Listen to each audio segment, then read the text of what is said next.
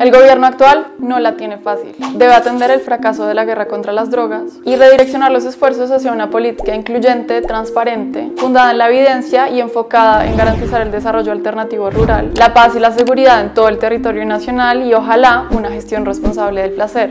Casi nada. Este gobierno tiene que recordar que en los últimos 4 años la política de drogas estuvo marcada por el retroceso. La implementación de la Ruta Futuro se enfocó en la reducción del número de hectáreas de coca y en la estigmatización de los usuarios de drogas. De hecho, Duque destinó el 95% del presupuesto para el control de drogas, lo que equivale a 4.2 billones de pesos, para acciones de erradicación manual forzada y aspersión terrestre con glifosato. Por eso, desde la Coalición de Acciones para el Cambio le proponemos al gobierno de Petro y de Márquez algunos puntos para fortalecer sus reformas y avanzar en la regulación de la hoja de coca o el cannabis. Las drogas en el campo. El gobierno enfrenta el reto de abandonar el uso del glifosato y por fin implementar la sustitución de cultivos de uso ilícito establecida en el Acuerdo de Paz. Por eso recomendamos dejar sin efectos el decreto 380 de 2021 para evitar una posible reanudación de las aspersiones aéreas en futuros gobiernos, en línea de las recomendaciones que hizo la Comisión de la Verdad. Además, necesitamos un blindaje jurídico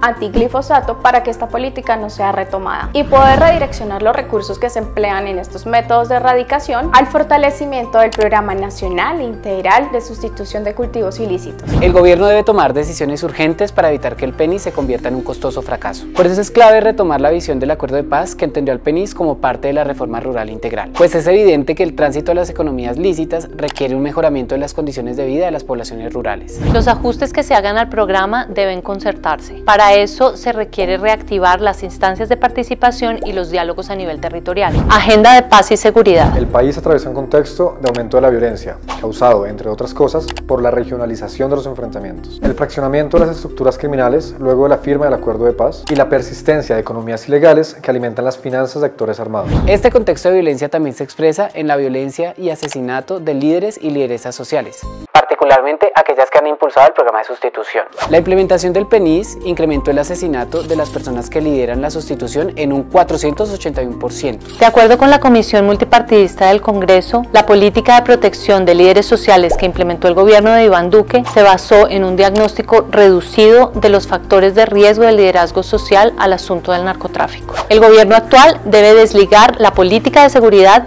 de la implementación del programa de sustitución de cultivos. Además, debe establecer mecanismos que eviten la violencia proveniente de los actores ilegales o incluso de la misma fuerza pública contra los liderazgos sociales que participan en el PENIS. Consumo de sustancias psicoactivas. En los últimos años, las estrategias para el abordaje del consumo de sustancias psicoactivas legales e ilegales ha presentado transformaciones importantes al incluir el enfoque de reducción de riesgos y daños. No obstante, las intervenciones del Estado y la recolección de datos todavía se quedan cortas. Muchas de las estrategias implementadas por el gobierno se basan en la prevención del uso de drogas o, cuando hay un problema de salud, en el excesivo enfoque de la superación del uso, donde lo único viable parece ser la abstinencia.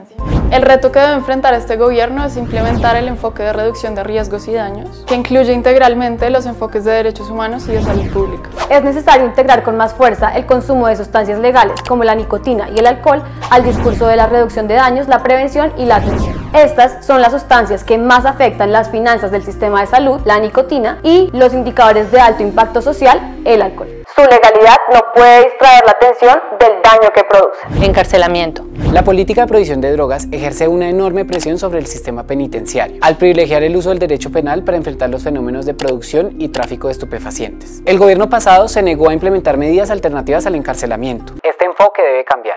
Por lo que recomendamos al presidente de la República iniciar la implementación de la medida de servicio de utilidad pública para mujeres que cometieron delitos menores y no violentos tan pronto reciba la notificación de la sentencia. Regulación del cannabis de uso adulto. La regulación del cannabis de uso adulto se plantea hoy como el siguiente paso necesario en la recomposición de una política de drogas que tenga como pilar el respeto por los derechos humanos. Sin embargo, este camino que ha sido impulsado desde la sociedad civil y algunos frentes políticos ha encontrado su mayor obstáculo en el Congreso de la República, donde en los últimos 4 años se debatieron 4 proyectos de ley que buscaban este objetivo y ninguno pudo superar siquiera 2 debates. Consideramos que el gobierno y el Congreso deben apuntarle a medidas que 1. Hagan atractivo el tránsito de las economías ilícitas a las lícitas. ilícitas. 2. Garanticen un mercado justo para las comunidades más afectadas por el prohibicionismo, como lo son las cultivadoras y los cultivadores, las personas condenadas por delitos relacionados con drogas y los usuarios de drogas. 3. Generen campañas para desestigmatizar el uso adulto de cannabis, pero que informen desde una perspectiva de reducción de riesgos y daños. Colombia en la escena internacional.